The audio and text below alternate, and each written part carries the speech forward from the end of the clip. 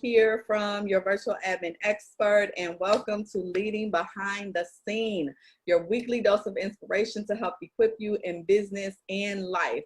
Real quick, I want to share with you that you still have time to schedule a Pick My Brain session with me for August. If you need a strategic thinking partner to help you flesh out your ideas or your thoughts, gain some clarity, or create some practical action steps you can implement right away, then go to pickgwendolyn'sbrain.com and book your session today.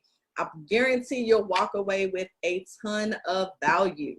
So tonight we are continuing the conversation on pivoting, considering we all have had to pivot in some way this year. It only made sense that we just talk about it. So tonight I am talking to my friend, Miss Kimberly Whitfield. Hello. Yes, Kimberly is a mother. She is a U.S. Air Force veteran and an entrepreneur. Her passion is to provide financial education that provides economic empowerment and self-development. So as a district director of MWR Financial, she gets to empower people every single day on a regular basis.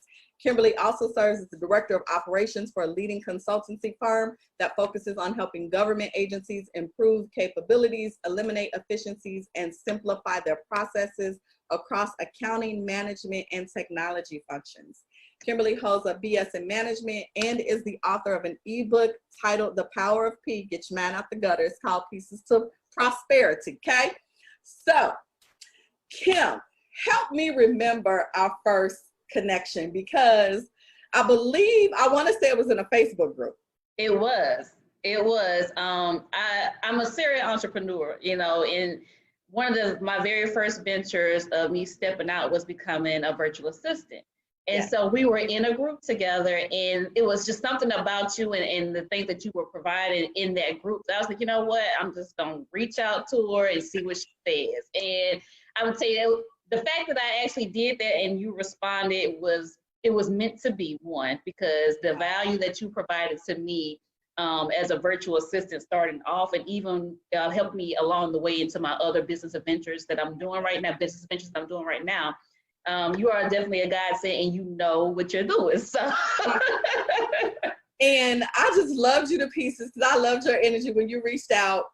And I remember my husband and I, you told me you lived in Vegas, and I was like, that is one of my favorite places. And so my husband and I ended up coming down to Vegas. I can't remember what we were down. I think we were down there because he was doing something with the union or whatever. Yep. Yeah, he had meetings or something with his job. Uh-huh. And I was just down there like, oh, well, then I'm going to go work out the hotel room and be in Vegas so I could chill, right? And I was like, oh, Kim in Vegas, let me call her. My mom is always like, you always making friends in all these different places, people you ain't never met, talking about going to meet somebody. I'll be like, it's okay. It done all worked out for the good. Long as somebody know my location, I'm going to be all right. Yes, indeed. And we end up having lunch, and we had such a great time, just like chatting, getting to know each other personally. It's like we knew each other forever. Yes. And I was like, oh, we friends now. And so when you was like, I'm going to be moving to your area, I was like, ma'am, what? Yep. And then we didn't ever get a chance to hook up. I was like, how we saw each other in the parking lot one time. I'm like, this is some foolishness. So we're going to definitely have to figure out how to change that before the end of the year, even though you left now and moved on to another state. But that's okay, because just today I was like, where I'm going, I'm going to be on the move. So now that I know where you're at, I got somewhere to go. Once again. Yes.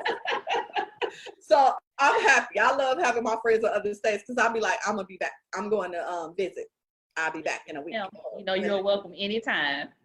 Yay! So let's jump in, because I am super excited to hear what you have to share tonight. And because, we're talking about pivoting and shifting and changing at critical points in our lives, I know that you have had a lot of things that you have dealt with just from our own personal conversations. And then even just helping people with money, I'm like super interested in hearing about, like, what are some of the things that have happened that you've seen people had to learn to shift from. So just to kind of kick us off, was there a pivotal moment in your life where you just knew, if I don't pivot right now, it's probably not going to be for my good? So tell me about that. The most impactful pivot that I had to make in my life was when I realized the life that I was living, married, was not the best situation for me to be in. And so having to make that decision, as hard as it was, I knew it was the right thing to do. And so having to go through the divorce of, at the age that I was at, being with somebody for as long as you've been with them and building so much together with them, you have to make that pivot, and it's not an easy pivot to make. But if you keep doing those same things that you were doing in the past, Gwendolyn, and your direction is supposed to be going this way, it's not going to work out. I don't care how long you keep going this way and you're supposed to be going this way, it's not going to work out. Let me tell you something. What's that? I done had to get my glass of wine, honey, because look, y'all know pivoting and shifting and changing be stressing the sister out sometimes. And Kimberly is talking about some stuff. So let me take a little sip. And I'll say this while you're taking your sip. Even though that pivot was necessary, it doesn't have to be bad. It does not have to be bad. And even to this day, we didn't work out as husband and wife, but we're the best of friends today. And I know it sounds crazy because you're supposed to be your friend with your husband and wife, but the situation and how it led up to where we are, again, that pivot was necessary for us to be friends today. But that makes perfect sense, because I was actually just reading, literally scrolling down my timeline on Facebook. My Facebook timeline been lit lately for some strange reason. But there was a young lady who had a series of posts, and she was talking about this very same thing. And she was saying how you may, when you break up with somebody and then you see this other person with somebody, and now they're doing all the things that you were trying to get them to do with you and being the person that you wanted them to be with you, but now they're doing that with the other person, doesn't necessarily mean that you were a bad person or that you weren't valuable or anything like that. It just means that you were two right people, you just weren't right together. Yep. And I was like, that is such a great and adult way to look at things. Absolutely. And I think if we took more of that perspective of saying, you know what, maybe this just isn't my thing anymore, maybe this isn't our thing anymore, doesn't mean that we can't be that with somebody else. And even with that, Gwendolyn, maybe I was the conduit for you to become that person. I love that. And I really believe that was the situation for him and I, was he needed to see certain things, and then the separation of us is what kicked it in for him. So now, like I said, we're the best of friends now, but moving forward, whoever he ends up with, whoever that is, she's getting the best version of somebody. And I'm happy for that. I was going to say, but shouldn't we be happy about that? And I know that sounds crazy, right? Because typically, and I'll even say for myself, in younger years, you would be like, but I put in all this time and I did, and it's like, whatever. Like, we're all women, we're all human. Like, we're gonna go through a series of relationships and life experiences and things before we become who we want to become anyway. Absolutely. And so why not be happy for him and whoever this new person is, because then that means your new person is coming as well, and you can be happy in that. So, girl, this some real grown-up talk. I didn't even know the conversation was gonna take this route. And so we have a teenage son together, right? And we co-parent amazingly.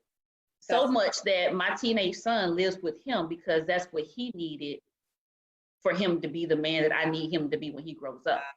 And so that whole, again, that's another pivot for me, because how much my baby, but I had to make a decision of, this is not about me.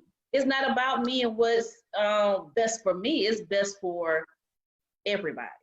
And my son needed to be there just as much as my ex-husband needed my son to be there for him. So when I tell you, you got to go with the direction of the way you're supposed to go and not how you envisioned it, you better go with it.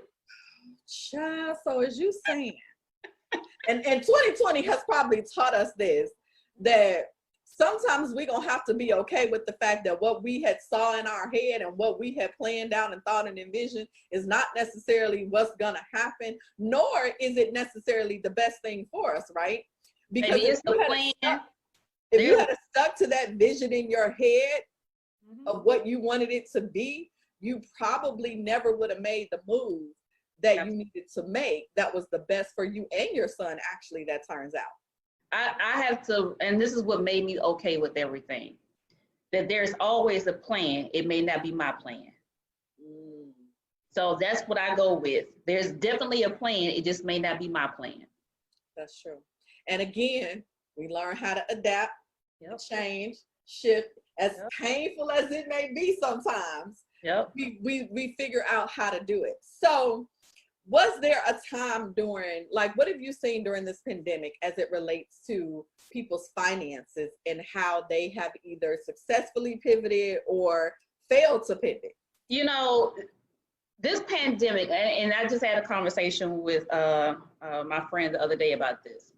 This is the one time that in our generation, we don't know what to make of what's going on because we've never experienced it. We can't turn around and go and ask our great-great-grandparents or grandparents, what did y'all do during the other pandemics? We don't have that ability to do that. So now we're having to figure out what's going on trial and error.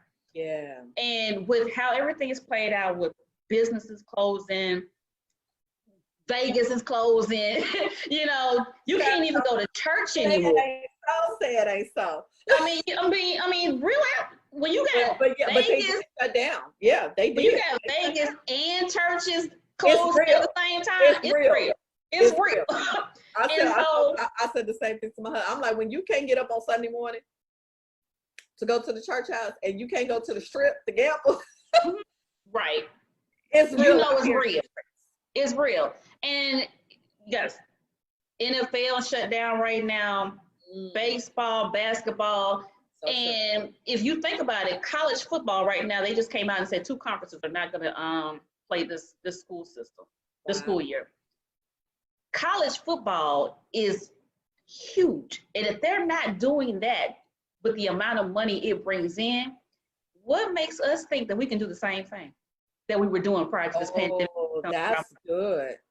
You're going to have to make a change because everything else around you was changing. A lot of us we're not prepared a lot of times for life in general. I was going to say, were we really prepared pre-pandemic? No. So already not being prepared for something and then get hit with something like this, where you have millions of people who are not able to go to work. Still can't go to work. And we have no idea when this is going to end. Wow. No idea. Yeah. There's no stop clock up there that says, hey, today all businesses are going to start back. Everybody that was unemployed, furloughed, whatever the case, y'all can start coming back on 1 September. We have no idea. That's true. And so with that thought process, we were already having some challenges before the pandemic financially. Okay. They are 10 times worse now because of the social distancing, business closes, like all these different things. So, as you said, I'm a member of MWR Financial as one of my home-based businesses, and that's what we talk about. We talk about how do we overcome these 4 challenges that everybody in this country is facing, regardless of what your status is, if you are high, low, middle, doesn't matter. We all face the same challenges. It's just about what we have to overcome them. And for our community, a lot of times we don't have the information or the strategies to overcome them. True, very true. And that's where, like I said, my passion is providing the education of those strategies that they've been doing a long time ago. They've been out there. The strategies have been out there. We just didn't know about them. So you said something that was super key. We can't continue to do now what we were doing before. Absolutely. So what does that look like? What are some things that we specifically should be looking at changing? So my whole thing is everybody really should have a home-based business. And this is the reason why, of some sort, even if it's not my business. I would love to have everybody join me, but my whole goal is you have to do something that's not allowing somebody else to dictate how much money you bring into your household. Okay. And if that's having a home-based business as a virtual assistant, or having a business like myself where it's MWR Financial, whatever the case is, you have to have something to where if they call you tomorrow and say, hey, you know what, we don't need you to come in because this is what's going on, you still got to be able to function. So you still have some sort of other stream. Absolutely. Coming in. Okay. Absolutely. And then outside of the income part, we got to do a lot better with our cash flow. And a lot of people think that cash flow and income is the same thing, and it's really not. Cash flow is really measured in time. Your income is measured in dollars.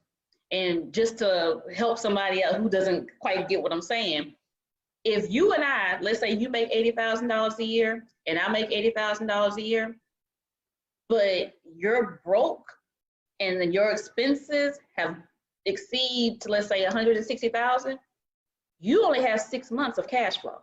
After 6 months, you're not gonna have any more money. I got the same 80,000, but my expenses are only $40,000 a year. I have enough to sustain me between now, this year, and next year. Wow.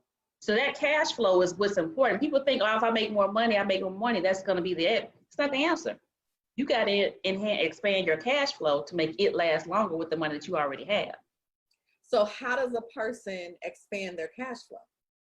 Minimizing their taxes is the biggest thing. Okay. Taxes is really one of the things that people don't understand is our largest expense. And I'm not saying that don't pay your taxes. Not saying tax. Not saying that. Let me tell you something. She is not by no means saying don't pay your taxes. You will not go telling Uncle Sam that you heard on this here page talking about some. They say no. No, not what I said at all. I'm saying tax minimization, which means you pay your fair share of what you're supposed to pay in taxes and not overpay it. And so many people don't understand that, especially if they have a regular job, which is the W-2, that they're in the highest tax bracket. And so you're already spending a third of your income in that bracket to taxes. Whereas if you had a home-based business or of some sort and you had a 1099, that automatically reduces what tax category that you're in. So you can start writing off the things that you're already paying. That mortgage, the driving, your internet, cell phone, you're already paying those things, so why not make Uncle Sam pay for it? That's the first thing that you would do to expand your cash flow. Second thing is you gotta minimize your debt. Right now, 1/3, I think it was $1 trillion since the pandemic, people are in debt. First time in history, $1 trillion in credit card debt. Because they had to shift because they didn't have enough cash flow. So they had to shift to using credit cards for regular living expenses now. Yep. That makes sense. Yep. So the next thing is with inflation that's going on, inflation was already a problem. But because so many businesses were closed, so many businesses are now trying to make up for the money that they lost during that time frame. They're having to increase their prices. That's so true. So if it was already a problem before the pandemic and everything was going up, you got to think 10 times worse. Where do you have the money that you're making is not going to go as far because the value of your dollar has just dropped even more. Right, because that dollar's not stretching as far as it was before because everything costs more. And that is so true because, honey, I was in the stores and I was like, now I know this laundry detergent was $2 less. I'm just keeping it real. Don't act like y'all don't be in the store looking at these prices like, what the shenanigans. I was like, now I know this laundry detergent was just $2 less a few weeks ago. What's going on? Look, and that's not just food. You got to think about healthcare is going to go up. Your daycare is going to go up. Rent for apartment complexes and everything around you car insurance is going to go up. Everything's going up. We was good when the gas was 99 cents because we couldn't drive anywhere. But you better believe it's about to hit $4 or $5 some places to make up for it. I mean, everything. So you have to find something that you can put your money on that's going to outpace inflation, because you got to think about this too, Gwendolyn. That cost of living raise that we get, it's not enough. Not enough. It's not that enough. Raise that you get it wasn't enough before the pandemic. Look, and I haven't been in corporate America for a good 7-8 years now, but I remember back then it wasn't enough. Yeah, I'm gonna open this because I said I'm getting darker in here real quick. Okay, go ahead.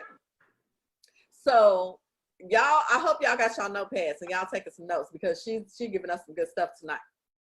So, girl, okay, so we got minimize our tax, minimize.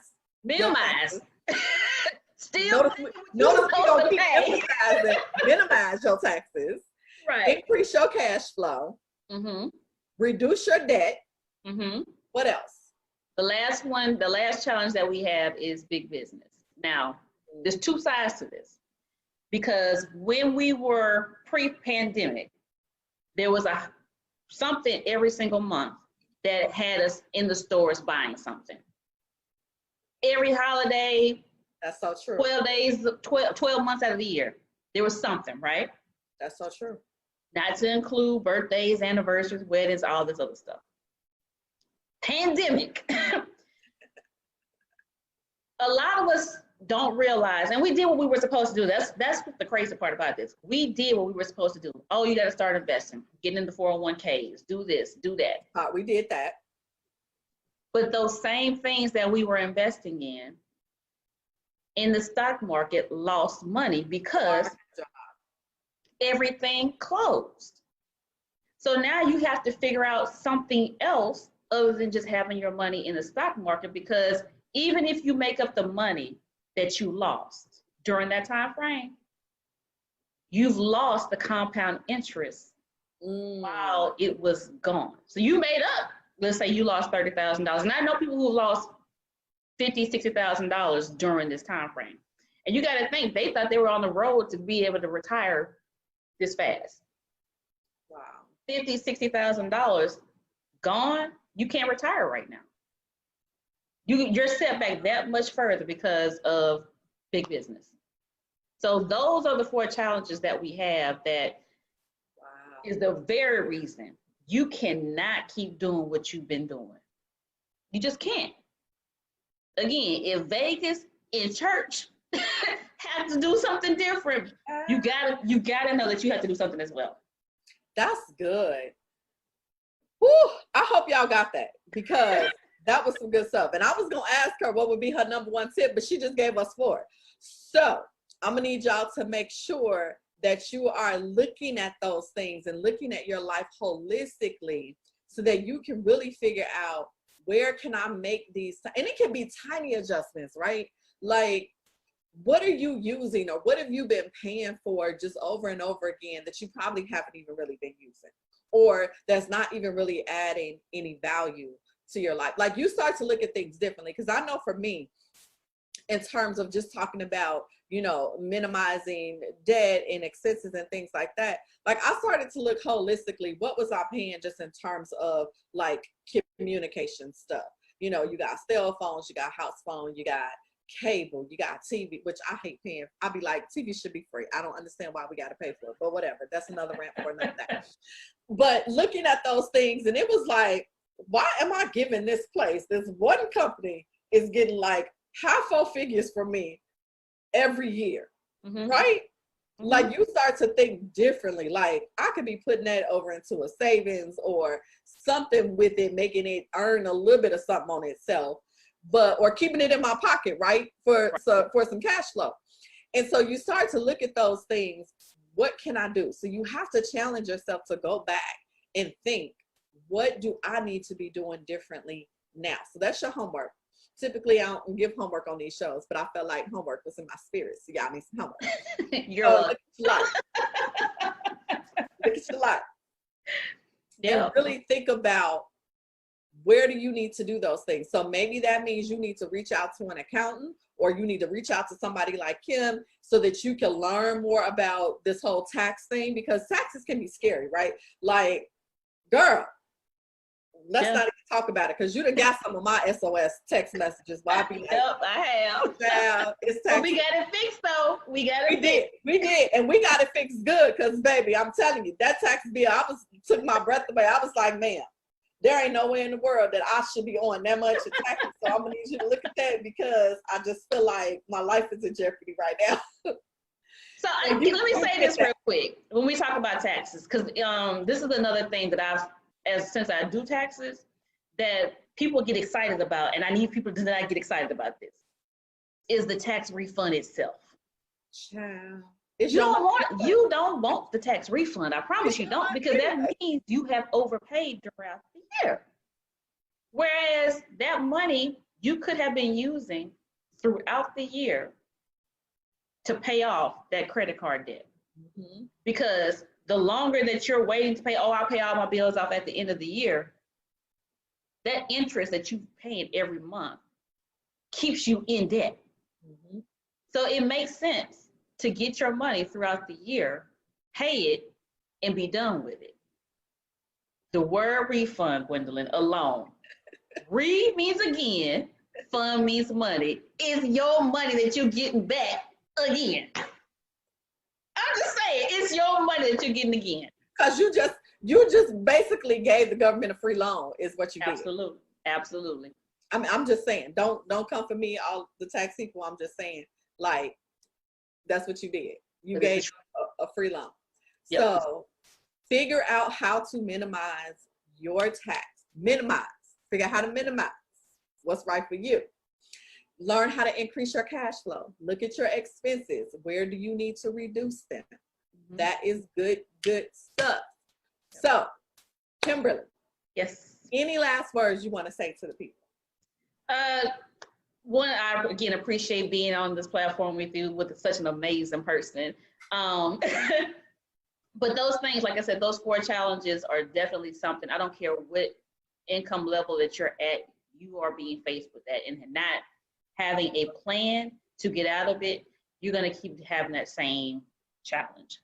As for a home-based business, I'm going to do a shameless plug real quick. Some of these things you don't have to figure out on your own. We actually have a team of financial experts as a part of our business that help you with all 4 of those categories to make sure you have solutions to those. So if anybody is looking for that information, I will gladly share what it is that we do with our home-based business and MWR Financial, and how to get on the right side of this. Because we got a saying where we are. You can come out better than you went in financially during this pandemic, but you got to do something. Okay, I love that. So tell the people then, Kimberly, how they can connect with you. You can reach me at 317-759-4105. Again, it is 317-759-4105. That's my phone number. You can text me and just let me know that you saw me on this live. Or, matter of fact, use the keyword live, and then I'll know how we end up connecting. In that way, we can have a really strong conversation, because I know if you're connected to Gwendolyn, you're the right person. I love it. See, y'all, that goes back to community that we were talking about last month, where having the right people around you. And I'm telling you, Kimberly, I have thrown SOSs to Kimberly like, ma'am, you need to log into this little platform and figure out what these taxes, because they ain't right. That number ain't right. So, you know, I'm not going to tell you to go see anybody or call anybody who is not good people and who does not have your best interest at heart, especially when it comes to money, because, you know, money is a real soft subject for folks. You don't let everybody dig into your finances. So you want to reach out to Kimberly. She just told you how. So thank you, beautiful people, for joining us tonight. If you enjoyed it, I know you did, hit the love button, hit the like button, share with anybody that you know needs to utilize some of these tips and that they need to learn these strategies. Share it with them. Leave us your key takeaway in the comments. We want to hear from you. Be sure to follow me on Facebook, Instagram, Twitter at Your Admin Expert, and subscribe to the email list on my website at yourvirtualadminexpert.com for even more tools, tips, and strategies. Thank you so much. I love you guys, and I will see you next week for another session of Leading Behind the Scenes. Have a good night. Good night.